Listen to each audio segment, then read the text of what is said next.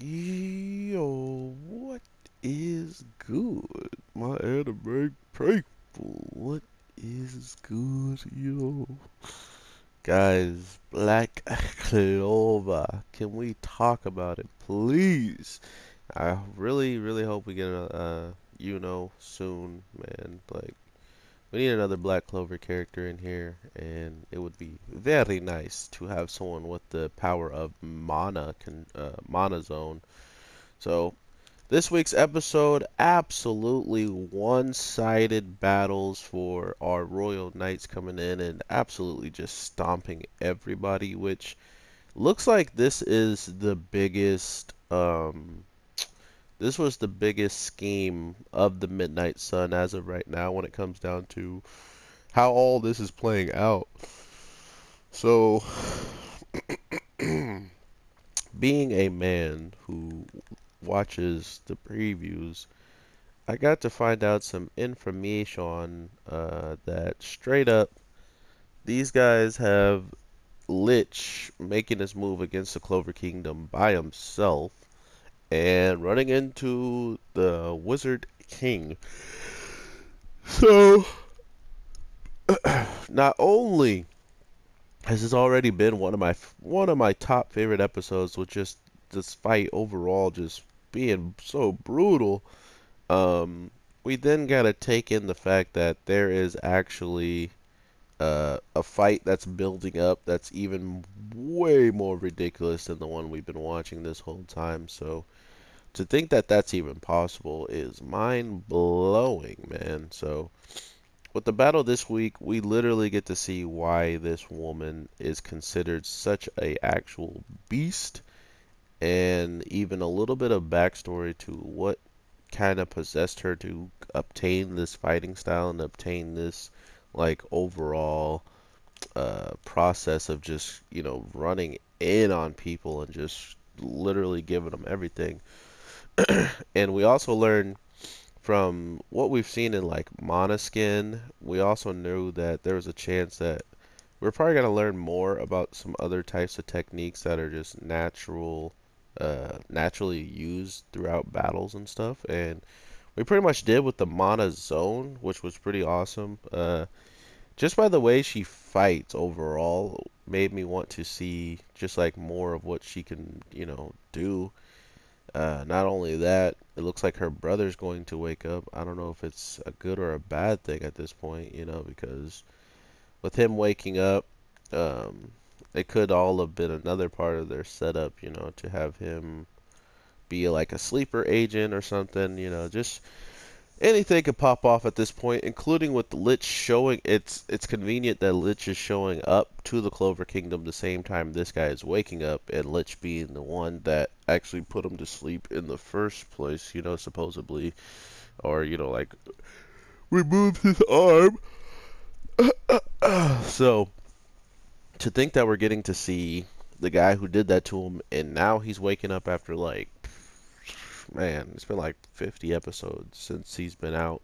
So it seems a little bit too convenient, like this is either like a trap or the Wizard King might start losing, and this is the time for him to show up and try to get revenge on Lich. And maybe that's the reason why Lich has to run away and not finish off the Wizard King is because of him. I mean, to have a captain level person still in the Clover Kingdom, gotta be some type of, reinsurance. Even though he's been out all this time, his magic should be completely replenished. But like I was saying, if he is evil, we'll have to see the evil within, if you know what I'm saying. But I don't think he is, hopefully anyway. I mean, if he is, he's going to be waking up right next to his little brother and probably bop him if he is evil. So that's that. Um, but yeah, holy crap, this battle with this copy guy. I've been saying that I wanted to see him, but to think that they put him up against an actual monster slash beast doesn't really seem fair in the grand scheme of how he got to, show off his prowess, how he gets to show off how powerful he is. And I think we gotta take in Excuse me, I haven't really had a long conversation like this in some time since I woke up. It's only like 11, so I apologize. Um, I wanted to see what he could do with all this copy magic. What magic has he copied?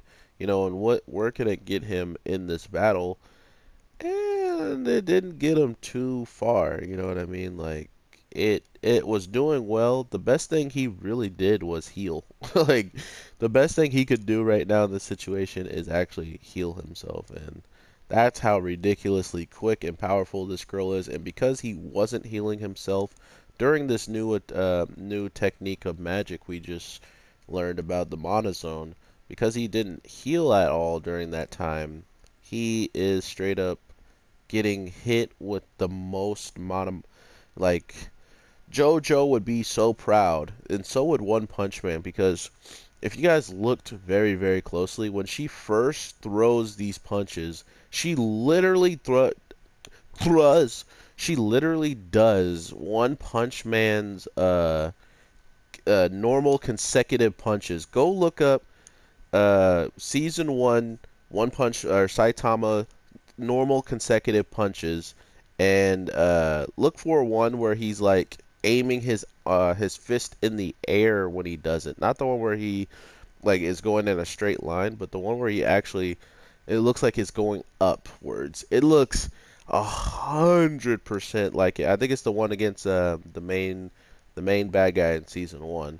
It looks dead almost identical as that, which was kind of mind blowing to see that that's kind of where they were trying to take this animation, almost is saying like, hey, we got some animators here and we're about to show you. And then not only after we see those hands, the animation of the fire that is continuously just going off, man.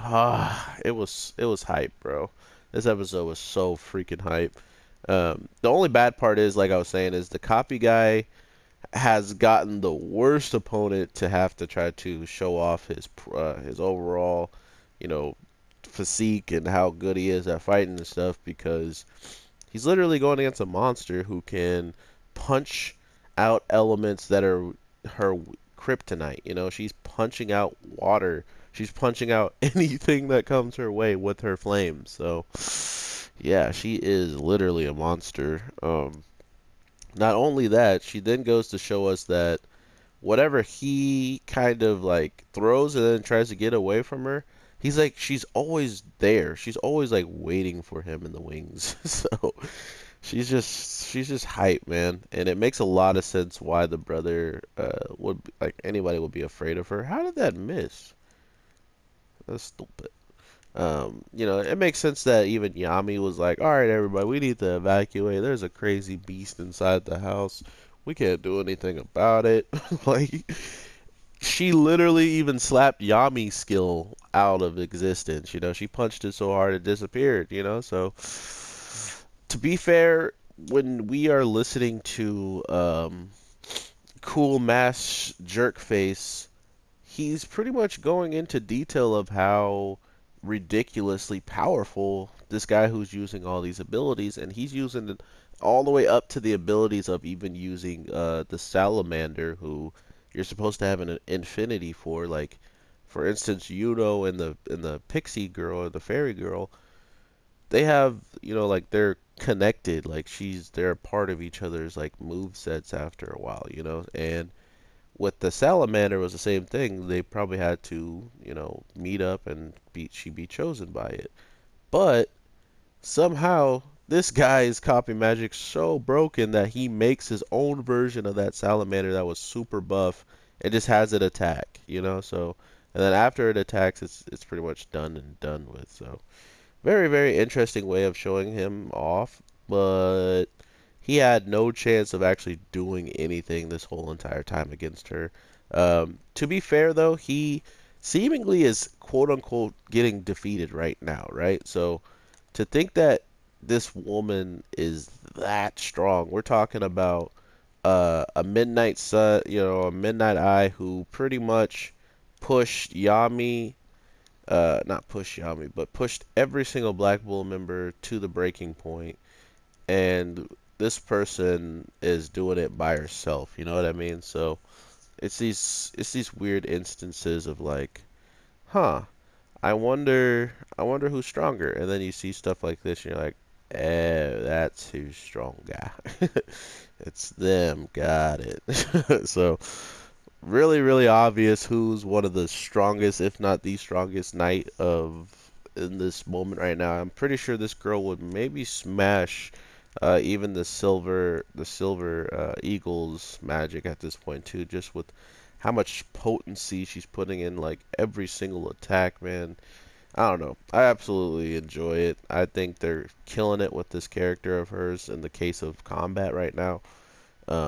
And the thing is too, like we're learning all this right about her, and then we go over to Yuno, and Yuno is casting magic just like how he did back in the fight, where it's like ending up in a place where you can't even counter it. Like it's ending up in a place where you don't expect it, so you're just getting absolutely thrashed by it. You know what I mean? So Yuno reaching all different heights of levels and whatnot is just continuing to prove the fact that he wants nothing to do with Asta being even remotely close to having a chance of matching him, you know. So he's doing a good job of it, doing quite a good job of it as well. So to think that somehow Asta was supposed to be able to beat Yuno at this point seems hard to believe for probably anybody, you know. Like not only is he doing a technique that we just learned that, you know, exists and stuff, the mana zone, he also did it before we learned what it was. So when he went into his spirit drive, he actually did mana zone. It's just we didn't know what mana zone was, which is me. So if I have fire or any element and I spread like the mana skin, right? But if instead of having the mana skin around just me, I spread out my mana so far that now me and you are engulfed in my mana. And because of that, I can throw punches, attacks from any direction continuously. And that's how the flame, I'm going to call her Flame Princess, because my God, is she looking like a queen almost soon. So she would be the Wizard Queen. Facts. So she's literally throwing punches from the back, the front, the head, the legs, all everywhere, just brrrr, literally showing us how JoJo gets down and how Saitama gets down. It was a beautiful sight to behold. And then, like I was saying, it's seemingly over. The guy is literally burning away as he's getting punched. Like we could see his skin actually burning off. And we gotta also remember this is a character who not only did he start the fight with his eye actually opened already, we saw that the other guy who fought and gave our whole entire Black Bulls a run for their money never unlocked that eye until towards the end, you know? And that eye seemingly was giving him more of an advantage than anything else. So to see him using his eye the whole entire time and still being slapped around like he is one of just, you know, like one of the captain's underlings or something, man, it was pretty depressing. It was pretty depressing to see that for that character. I definitely expected him to get off some hits or at least do some damage. So hopefully this isn't over yet because we do have to see the Wizard King fighting next week.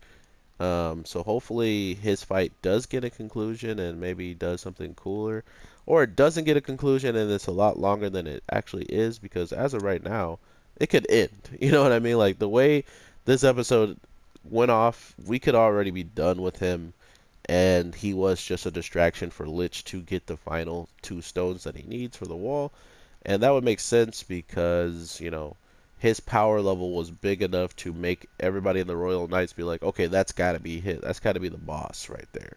So, just goes to show you. And then not only that, after thinking it was the boss, she comes in and brawling and swinging like this, and, you know, just doing completely fine against that much magical power. So, This episode was fire. I can't believe they went in like this, and I can't wait to see what the Wizard King has to do. But with all that being said, I hope you guys have an amazing day, night, evening, whatever the case may be. I am your boy, the Anime G, and I will definitely talk to you soon. I got another show already about to be worked on, so as soon as this one is done, I will be working on that, so expect 2 videos at least today. So with all that being said, have an awesome one, guys, and peace.